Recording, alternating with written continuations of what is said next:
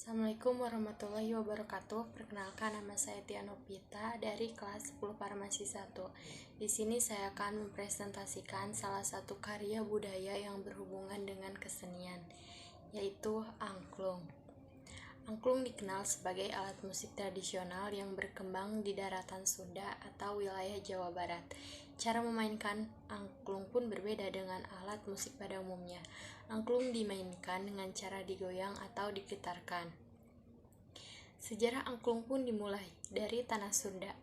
Dalam tradisi Sunda masa lampau, instrumen angklung digunakan dalam berbagai acara, khususnya perayaan bercocok tanam.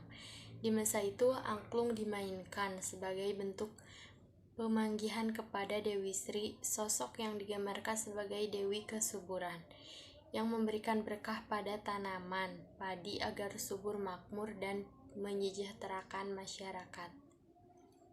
Kata angklung berasal dari bahasa Sunda, yaitu angkleng-angkleng, yang artinya gerakan permainan dengan mengikuti irama.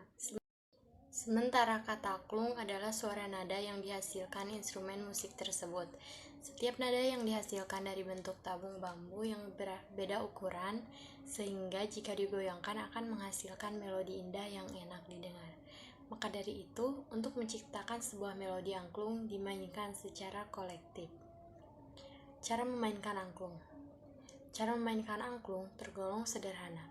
Permainan angklung cukup memegang kerangka angklung atau bagian atas dan menggoyang bagian bawah untuk menghasilkan suara. Ada 3 teknik dasar memainkan angklung. Yang pertama, kerulung atau getar. Teknik ini pada umumnya dan membasar dimainkan kedua tangan memegang dasar tabung bambu dan menggetarkan ke kiri kanan berkali-kali selama memainkan nada. 2. Centong atau sentak. Pada teknik ini, tabung ditarik dengan cepat oleh jari ke telapak tangan. Sejarah angklung akan berbunyi sekali saja seperti suara yang berhentak. Nomor 3. Tangkep. Pada teknik ini, permainan angklung menggetarkan salah satu tabung, sementara tabung pada bagian lain ditahan sehingga tidak ikut bergetar dan hanya menghasilkan satu suara saja. Untuk memainkan sebuah lagu menggunakan angklung biasanya dibutuhkan banyak peserta dan seorang konduktor yang akan membantu pembagian nada. Setiap pemain akan dibagi 1 sehingga 4 angklung dengan nada berbeda. Kemudian konduktor akan menyiapkan partitur lagu untuk dimainkan dan masing-masing pemusik harus memainkan angklung sesuai nada dan ketukan irama yang diminta konduktor. Jenis-jenis angklung. 1.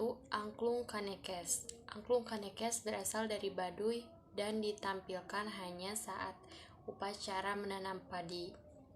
2. Angklung reog. Jenis angklung ini digunakan untuk mengiringi tarian reog Ponorogo di Jawa Timur. Nomor 3. Angklung dogdog lonjor. Dogdog lonjor adalah sebuah tradisi penghormatan kepada tanaman padi. Angklung jenis ini digunakan hanya pada saat ritual tradisi berjalan. Nomor 4. Angklung badeng. Berasal dari Garut. Angklung badeng awalnya digunakan sebagai alat musik pengiring dalam ritual penanaman padi.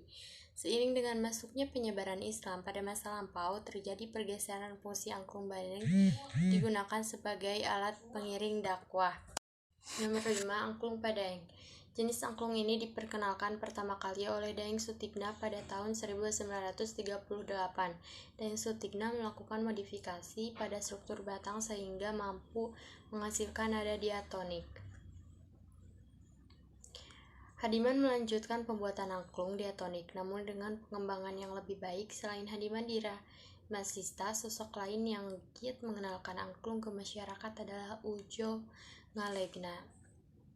Selain itu, kesenian angklung kini juga telah diakui oleh UNESCO sebagai salah satu warisan kebudayaan di dunia.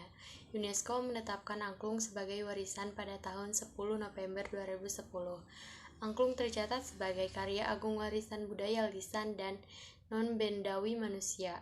Selain angklung, warisan budaya takbina lainnya yang termasuk representatif list UNESCO adalah wayang, batik, dan keris. Itulah sejarah cara angklung memainkan dan jenis-jenisnya. Sebagai warga negara, baiknya kita mengenal identitas budaya dan juga melestarikannya. Sekian video presentasi dari saya. Mohon maaf apabila ada kesalahan dalam perkataan. Assalamualaikum warahmatullahi wabarakatuh.